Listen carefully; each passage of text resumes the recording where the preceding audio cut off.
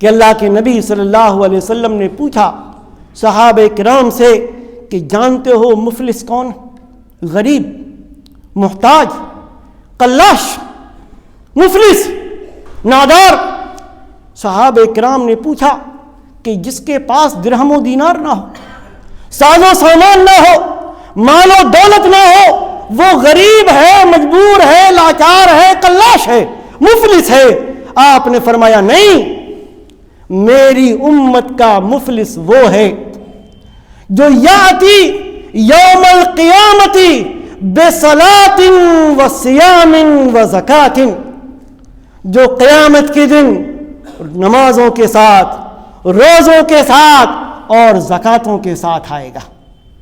نفلی نمازوں کی بھی کمی نہیں، نفلی روزوں کی بھی کمی نہیں، نفلی صدقات کی بھی کمی نہیں، لیکن حال کیا ہوگا؟ کسی کو گالی دی ہوگی، کسی کو تھپڑ مارا ہوگا، کسی پر بہتان تراشی کی ہوگی، کسی کا مال کھایا ہوگا، کسی کا خون بہایا ہوگا۔ چنانچہ آپ فرماتے ہیں فَيُعْطَى هَذَا مِنْ حَسَنَاتِهِ وَهَذَا مِنْ حَسَنَاتِهِ، اس مظلوم کو اس کی نیکیاں دی جائیں گی، اس مظلوم کو نیکیاں دی جائیں گی۔ مظلوموں کے حقوق ادا کرتے کرتے نیکیاں ختم ہو جائیں گی، لیکن مظلوموں کے ظلم کا حق ختم نہیں ہوگا۔ چنانچہ اللہ کے نبی صلی اللہ علیہ وسلم فرماتے ہیں مظلوموں کے گناہ اس ظالم پر جو کچھ دیر پہلے نیکیوں کے پہاڑ لے کر آیا تھا اس پر ڈال دیے جائیں گے اور اس کو جہنم میں اوندھے منہ ڈال دیا جائے۔ ہمیں لگتا ہے کسی کو گالی دے دیں کوئی بات نہیں، کسی پر ظلم کر لیں کوئی بات نہیں، کسی کو تھپڑ مار دیں کوئی بات نہیں، کسی کو غلط مقدمات میں پھنسا دیں کوئی بات نہیں، کسی کی زمین ہڑپ کر لیں کوئی بات نہیں، کسی پر جھوٹے مقدمات قائم کر دیں کوئی بات نہیں، کسی پر بہتان تراشی کر دیں کوئی بات نہیں۔ بڑا آسان ہمیں لگتا ہے۔ الحمدللہ نحمدہ ونستعینہ ونستغفرہ ونعوذ باللہ من شرور انفسنا ومن سیئات اعمالنا، من یہدہ اللہ فلا مضل لہ ومن یضلل فلا ہادی لہ، واشہد ان لا الہ الا اللہ وحدہ لا شریک لہ، واشہد ان محمدا عبدہ ورسولہ۔ یا ایہا الذین آمنوا اتقوا اللہ حق تقاتہ ولا تموتن الا وانتم مسلمون۔ یا ایہا الناس اتقوا ربکم الذی خلقکم من نفس واحدۃ وخلق منها زوجها وبث منهما رجالا كثيرا ونساء، واتقوا الله الذي تساءلون به والأرحام إن الله كان عليكم رقيبا۔ يا أيها الذين آمنوا اتقوا الله وقولوا قولا سديدا يصلح لكم أعمالكم ويغفر لكم ذنوبكم ومن يطع الله ورسوله فقد فاز فوزا عظيما۔ أما بعد فإن خير الحديث كتاب الله وخير الهدي هدي محمد صلى الله عليه وسلم وشر الأمور محدثاتها وكل محدثة بدعة وكل بدعة ضلالة وكل ضلالة في النار۔ اعوذ باللہ السمیع العلیم من الشیطان الرجیم، بسم اللہ الرحمن الرحیم۔ ولا تحسبن اللہ غافلا عما يعمل الظالمون انما يؤخرهم ليوم تشخص فيه الابصار۔ رب اشرح لي صدری ويسر لي امری واحلل عقدۃ من لسانی یفقہوا قولی۔ حاضرین جمعہ، بزرگوں اور دوستوں،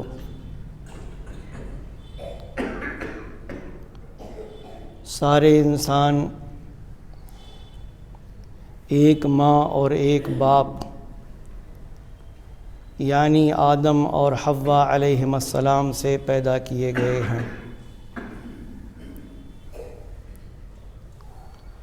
بحیثیت انسان سب برابر ہیں، خواہ کوئی کسی بھی خطے اور علاقے کا رہنے والا ہو، کسی بھی رنگ اور نسل کا ہو، کسی بھی ملک اور صوبے کا ہو، ہے وہ بہرحال آدم اور حوا علیہم السلام کی اولاد ہی۔ اللہ رب العزت نے انسانوں میں فرق مراتب ضرور رکھا ہے، اور یہ اللہ تعالیٰ کی حکمت پر مبنی ہے، جس کی طرف اشارہ کرتے ہوئے رب کائنات نے ارشاد فرمایا کہ نحن قسمنا بینہم معیشتہم فی الحیات الدنیا ورفعنا بعضهم فوق بعض درجات لیتخذ بعضهم بعضا سخریا۔ ہم نے لوگوں کے درمیان ان کی معیشت کو، ان کے سامان زندگی کو، زندگی گزارنے کے ساز و سامان کو تقسیم کیا ہے، اور ہم نے بعض کو بعض پر فوقیت دی ہے، لیتخذ بعضهم بعضا سخریا، تاکہ لوگ ایک دوسرے کو اپنا ماتحت بنائیں۔ کبھی ہو سکتا ہے ہمارے اور آپ کے ذہن میں یہ بات آتی ہو کہ لوگوں میں فرق مراتب ہے، کوئی بہت مالدار ہے، کوئی بہت غریب ہے، کوئی بہت بڑے عہدے اور منصب والا ہے، اور کوئی ایک عام آدمی ہے، کوئی بہت خوبصورت ہے، اور کسی کو اللہ رب العالمین نے عام سی شکل و صورت عطا فرمائی۔ تو کہیں نعوذ باللہ یہ اللہ تعالیٰ کی طرف سے زیادتی تو نہیں؟ اللہ تعالیٰ نے فرمایا کہ یہ زیادتی نہیں۔ ذرا سوچو کہ اگر یہ فرق مراتب نہ ہوتا تو کیا دنیا کا نظام چل سکتا تھا؟ اگر سب ایک حیثیت کے مالک ہوتے، سب مالدار ہی ہوتے، سب کا عہدہ ایک ہی ہوتا، سب آقا ہی ہوتے، سب مالک ہی ہوتے، سب لکھپتی، کروڑ پتی اور ارب پتی ہی ہوتے، تو نہ کوئی کھیتوں میں کام کرتا، نہ کوئی دکانوں میں کام کرتا، نہ کوئی کسی کی آفس میں کام کرتا، نہ کوئی کسی کا مکان بناتا، نہ کوئی کسی کی بلڈنگ بناتا۔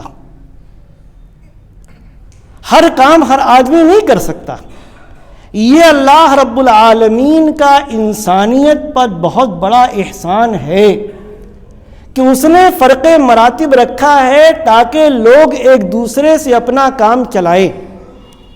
یہ اس لیے قطعاً نہیں ہے کہ کسی بھی انسان کو کمتر سمجھا جائے، حقیر سمجھا جائے، اپنے سے نیچے سمجھا جائے، اپنے سے کمتر درجے کا سمجھ کر اس کے ساتھ زیادتی کی جائے، اس کے حقوق غصب کیے جائیں، اس پر ظلم کیا جائے، اس پر جور روا رکھا جائے۔ اللہ رب العالمین نے سارے انسانوں کو بنایا، آدم و حوا علیہم السلام سے انسانیت یہ بڑھی، لیکن مرور زمانہ کے ساتھ لوگوں میں شیطنت آتی چلی گئی، شیطان لعین اپنا کام کرتا چلا گیا، اور اس نے خود ہمیں، ہمارے دماغ میں یہ بات بھر دی کہ ہمارے جیسا انسان ہمارے برابر کا نہیں، ہمارے درجے کا نہیں، وہ ہم سے کمتر ہے، لہذا اس کو برابر کا درجہ نہ دیا جائے، اور یہیں سے ظلم کی ابتدا ہوئی۔ ظلم یعنی دوسروں کے حقوق کو غصب کر لینا، جو چیز جہاں ہونی چاہیے وہاں اس کو نہ رکھنا، جو جس کا حق ہے وہ اس کو نہ دینا، یہ اللہ رب العالمین کے نزدیک انتہائی معیوب، انتہائی ناپسندیدہ۔ قرآن مجید کی اگر تلاوت کریں تو کہیں اللہ تبارک و تعالی فرماتا ہے کہ وَمَا اللَّهُ يُرِيدُ ظُلْمًا لِلْعِبَادِ، اللہ تعالی بندوں کے ساتھ ظلم کا ارادہ نہیں کرتا. وَمَا رَبُّكَ بِظَلَّامٍ لِلْعَبِيدِ، اللہ تعالی بندوں پر ظالم نہیں ہے. وَلَا يَظْلِمُ رَبُّكَ أَحَدًا، تمہارا رب کسی پر ظلم نہیں کرتا، وہ ظلم سے دور ہے، منزہ ہے، پاک ہے، مبرہ ہے. اور نہ صرف یہ کہ وہ پاک ہے بلکہ واللہ لا يحب الظالمین، وہ ظلم کرنے والوں کو بھی پسند نہیں کرتا. ظلم کسی بھی قسم کا ہو، چاہے ظلم آدمی کا اپنے آپ پر رب کائنات کی ربوبیت، الوہیت اور اس کے اسماء و صفات میں شرک کر کے ہو، یا آدمی کا ظلم اپنے آپ پر اپنے اور اللہ کے درمیان حقوق کے سلسلے میں ہو کہ وہ اس کی نافرمانی کرے، معاصی کا ارتکاب کرے، اس کے احکام پر نہ چلے، اس کے رسولوں کے بتائے ہوئے طریقے پر نہ چلے، یا ظلم آپس میں ایک دوسرے کے حقوق کو غصب کر کے ہو، کسی پر زیادتی کر کے ہو، کسی کا حق غصب کر کے ہو، کسی کا حق ہڑپ کر کے ہو، کسی کو مار کر کے ہو، کسی کو گالی دے کر ہو، کسی پر تہمت تراشی کر کے ہو، کسی پر کسی بھی طرح سے ظلم ہو، اللہ رب العالمین نے صاف فرما دیا کہ واللہ لا يحب الظالمین. اللہ تبارک و تعالی نہ ان لوگوں کو پسند کرتا ہے جو شرک کر کے اپنے آپ پر ظلم کریں، رب کی ربوبیت میں، رب کی الوہیت میں، رب کی اسماء و صفات میں اللہ کے بندوں کو شریک کریں، اور نہ اللہ تبارک و تعالی ان ظالموں کو پسند کرتا ہے کہ جو اللہ کے احکام، اللہ کے فرامین اور اللہ کے اوامر و نواہی میں کوتاہی کر کے اپنے آپ پر ظلم کریں، اور نہ اللہ رب العالمین ان لوگوں کو پسند کرتا ہے جو اپنے جیسے انسانوں پر ظلم کریں. ذرا دیکھیں اللہ تبارک و تعالی نے اس انسانیت پر سب سے بڑا احسان فرمایا کہ خاتم النبیین، افضل الرسل، امام الانبیاء، سید ولد آدم، شافع روز محشر، ساقی کوثر محمد الرسول اللہ صلی اللہ علیہ وسلم کو مبعوث فرمایا. اس وقت حال یہ تھا کہ ہر بڑی مچھلی چھوٹی مچھلی کو کھائے جا رہی تھی.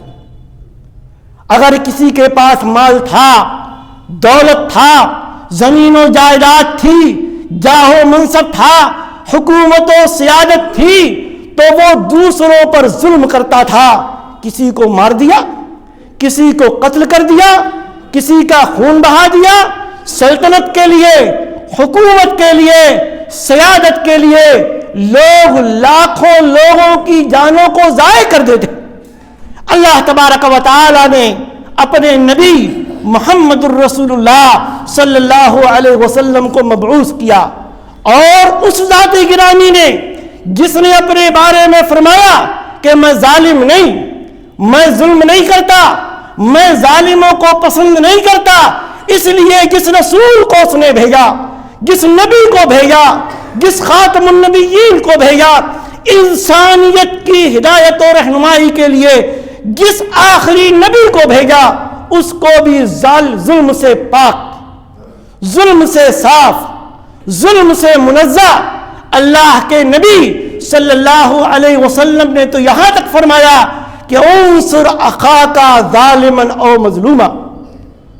ظلم تو بہت دور کی بات ہے، تم مدد کرو اپنے بھائی کی، چاہے وہ مظلوم ہو یا ظالم ہو. مظلوم کی مدد کرو اس کا حق دلا کر، اور ظالم کی مدد کرو اس کو اس کے ظلم سے روک کر.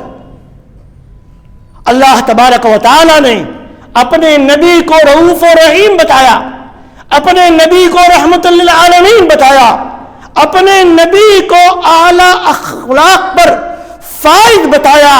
چنانچہ آپ کیسے ظلم کر سکتے تھے؟ تو نہ ہمارا نبی، نہ ہمارا اللہ، ہمیں پیدا کرنے والا، ہمیں وجود بخشنے والا، ہمیں دنیا کی نعمتیں عطا کرنے والا نہ ظالم ہے اور نہ وہ رسول کہ جس کو ہمارے لیے اسوہ بتایا گیا، نمونہ بتایا گیا، جس کی نبوت و رسالت اور جس کی اطاعت کیے بغیر نہ دنیا میں عزت مل سکتی ہے اور نہ آخرت میں عزت مل سکتی ہے، وہ نبی بھی ظلم سے بالکل پاک، ظلم سے دور۔ لہذا ایک مومن، ایک مسلمان، ایک اللہ و رسول پر ایمان لانے والا ظالم کیسے ہو سکتا؟ اس کے سامنے تو وہ فرمان رسول ہو اور ہونا چاہیے۔ حضرت ابو ذر غفاری رضی اللہ تعالی عنہ بیان کرتے ہیں، حدیث قدسی ہے کہ اللہ کے رسول صلی اللہ علیہ وسلم اللہ تعالی سے روایت کرتے ہیں کہ اللہ تعالی فرماتا ہے، یا عبادی انی حرمت الظلم علی نفسی وجعلتہ بینکم محرما فلا تظالموا، کہ اے میرے بندو، میں نے اپنے آپ پر ظلم کو حرام کر دیا۔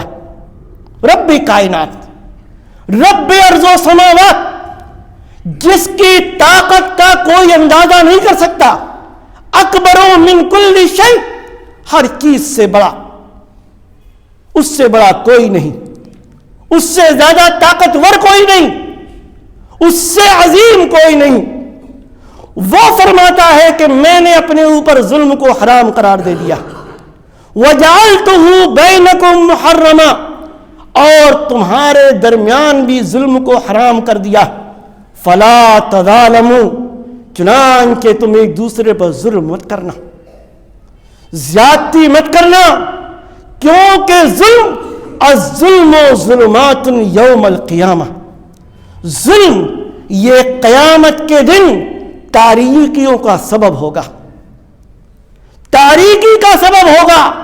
ہمیں اور آپ کو پل صراط سے گزرنے کے لیے روشنی کی ضرورت پڑے گی، اسی روشنی میں لوگ اس پل کو عبور کریں گے، اس پل کو پار کریں گے کہ جو جہنم پر رکھا ہوا ہوگا، جس کو عام طور پر پل صراط کہا جاتا ہے، اور وَإِن مِّنكُمْ إِلَّا وَارِدُهَا، ہر ایک کو اس پل سے گزرنا۔ تاریکی ہوگی ظالم کے لیے، تو الظلم ظلمات یوم القیامہ، ظالم کیسے نہیں اپنے آپ کو ظلم سے بچاتا؟ اور ظلم اتنی خطرناک چیز، اتنی خطرناک چیز، آج آدمی دنیا میں ظلم کرتا ہے، مال ہے، دولت ہے، منصب ہے، حکومت ہے، سیادت ہے، لوگوں کا ریلا ہے، بڑے لوگ ہیں اس کے ساتھ، اور اس لیے وہ ظلم روا رکھتا ہے۔ کیا اس کو معلوم نہیں کہ ایک وقت وہ بھی آئے گا کہ جب عدالت قائم ہوگی رب کائنات کی، رب ارض و سماوات کی، وہ رب ارض و سماوات انصاف کرنے والا ہوگا، ظالم ہوگا اور مظلوم ہوگا، کوئی نہیں ہوگا بیچ میں، کوئی نہیں ہوگا۔ ظالموں کو اللہ کے نبی صلی اللہ علیہ وسلم نے تنبیہ فرمائی کہ لوگوں سنو، جس نے دنیا میں کسی پر کوئی ظلم کیا ہو، اگر کسی کا کسی پر کوئی حق ہو جو اس نے غصب کیا ہے، دنیا میں ہی اس کا حساب بے باک کر دے، اس دن کے آنے سے پہلے کہ جس دن آدمی کے پاس درہم و دینار نہیں ہوگا، پیسہ نہیں ہوگا، زمین و جائیداد نہیں ہوگی، جاہ و منصب نہیں ہوگا، اگر ہوگا تو آدمیوں کے اعمال ہوں گے۔ اور کیا سمجھتے ہیں؟ ظالم ظلم کا بدلہ دیے بغیر دنیا میں اگر بچ گیا تو آخرت میں بھی بچ جائے گا؟ نہیں۔ حدیث رسول سنیں، اللہ کے نبی صلی اللہ علیہ وسلم نے فرمایا کہ لَتُؤَدُّنَّ الْحُقُوقُ إِلَىٰ أَهْلِهَا یوم القیامہ، قیامت کے دن حق والوں کو ان کا حق دلایا جائے گا، یہاں تک کہ اگر کسی سینگ والی بکری نے بغیر سینگ والی بکری کو مارا ہوگا تو اللہ تبارک و تعالی اس کا بھی بدلہ دلوائے گا. جانوروں کا بدلہ سینگ والی بکری نے اگر بغیر سینگ والی بکری کو مارا ہوگا تو اللہ تبارک و تعالی اس کا بھی بدلہ دلوائے گا. انسان کیسے بچ سکتا؟ تو آپ فرماتے ہیں کہ اس دن سے پہلے اپنے حقوق بے باک کر لو، حق والوں کو ان کے حق دے دو، جن کا حق غصب کیا ہے ان کا حق ان تک پہنچا دو، اس سے پہلے کہ وہ دن آئے کہ جس دن مال و دولت نہیں ہوگا، آدمی کے پاس نیکیاں ہوں گی.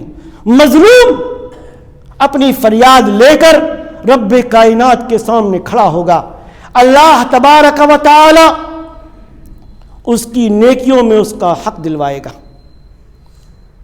کچھ نہیں، ظاہر ہے ہم جانتے ہیں دنیا میں خالی ہاتھ ہر انسان آتا اور خالی ہاتھ چلا جاتا.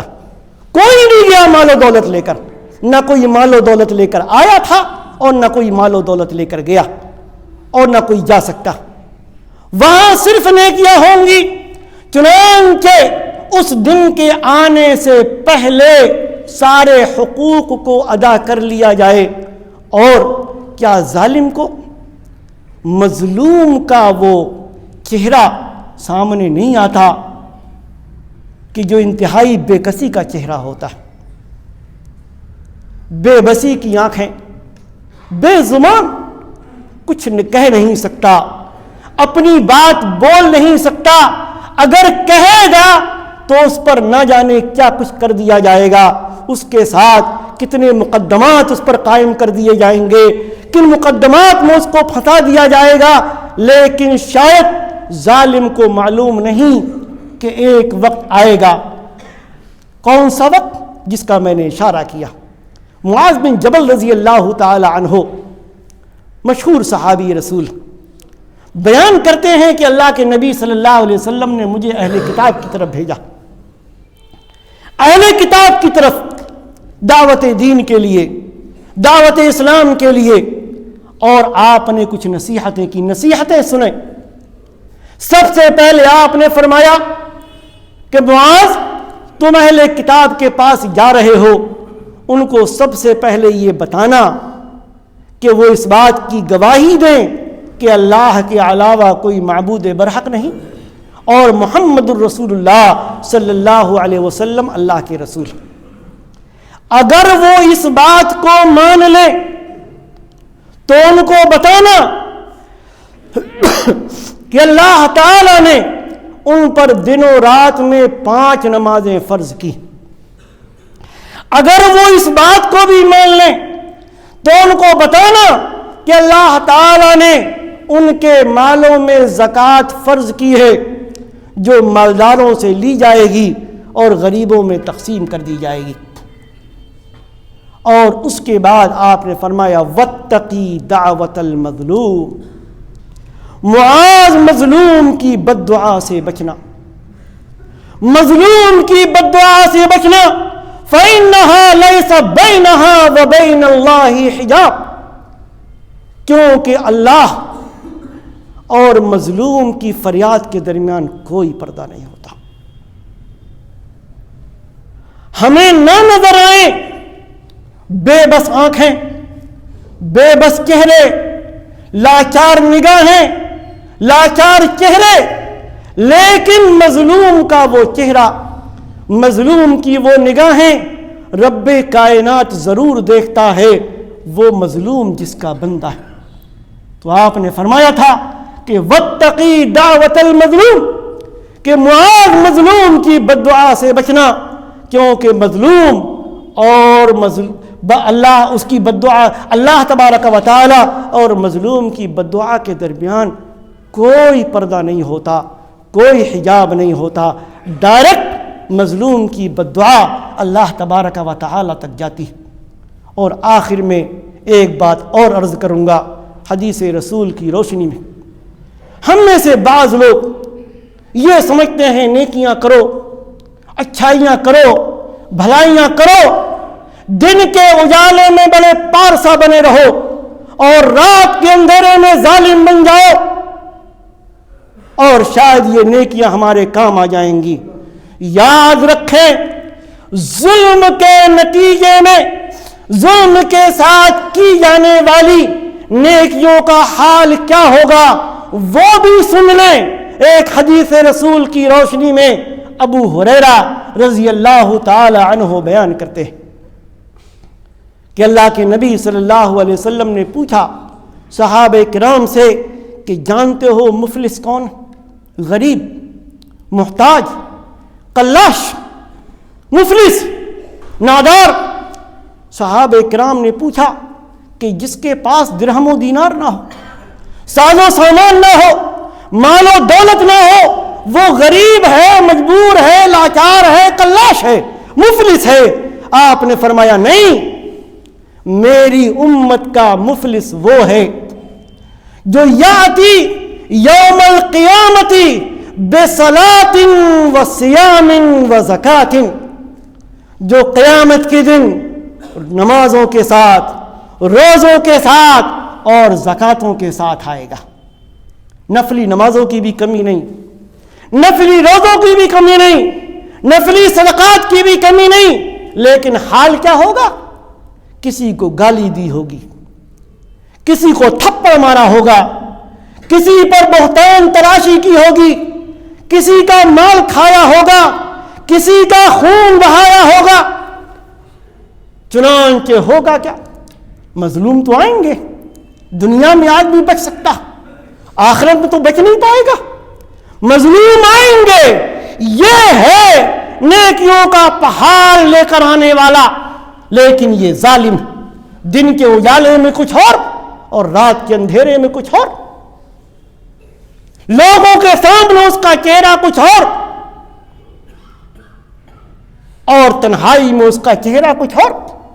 چنانچہ آپ فرماتے ہیں فَيُعْطَى هَذَا مِنْ حَسَنَاتِهِ وَهَذَا مِنْ حَسَنَاتِهِ، اس مظلوم کو اس کی نیکیاں دی جائیں گی، اس مظلوم کو نیکیاں دی جائیں گی۔ مظلوموں کے حقوق ادا کرتے کرتے نیکیاں ختم ہو جائیں گی، لیکن مظلوموں کے ظلم کا حق ختم نہیں ہوگا۔ چنانچہ اللہ کے نبی صلی اللہ علیہ وسلم فرماتے ہیں مظلوموں کے گناہ اس ظالم پر جو کچھ دیر پہلے نیکیوں کے پہاڑ لے کر آیا تھا اس پر ڈال دیے جائیں گے اور اس کو جہنم میں اوندھے منہ ڈال دیا جائے گا۔ ہمیں لگتا ہے کسی کو گالی دے دیں کوئی بات نہیں، کسی پر ظلم کر لیں کوئی بات نہیں، کسی کو تھپڑ مار دیں کوئی بات نہیں، کسی کو غلط مقدمات میں پھنسا دیں کوئی بات نہیں، کسی کی زمین ہڑپ کر لیں کوئی بات نہیں، کسی پر جھوٹے مقدمات قائم کر دیں کوئی بات نہیں، کسی پر بہتان تراشی کر دیں کوئی بات نہیں۔ بڑا آسان ہمیں لگتا، لیکن یاد رکھیں یہ ظلم رب کائنات کو قطعاً پسند نہیں، ظالم رب کائنات کو قطعاً پسند نہیں۔ دنیا میں بھی اس کا بدلہ ملتا، اور اگر دنیا میں آدمی بچ جائے تو آخرت میں نہیں بچ سکتا۔ اور یاد رکھیں کہ اگر اپنی نیکیوں سے فائدہ اٹھانا ہے تو ہر طرح کے ظلم سے اپنے آپ کو بچائیں۔ اللہ تبارک و تعالی ہمیں اس کی توفیق عطا فرمائے، ہر قسم کے ظلم سے محفوظ رکھے۔ رب کائنات ایک دوسرے کو اپنے برابر کا درجہ دینے کی توفیق عطا فرمائے، ایک دوسرے کے حقوق کو ادا کرنے کی توفیق عطا فرمائے۔ رب کائنات ہمارے مصائب سے ہمیں چھٹی دے، رب کائنات ہماری پریشانیوں کو دور فرمائے۔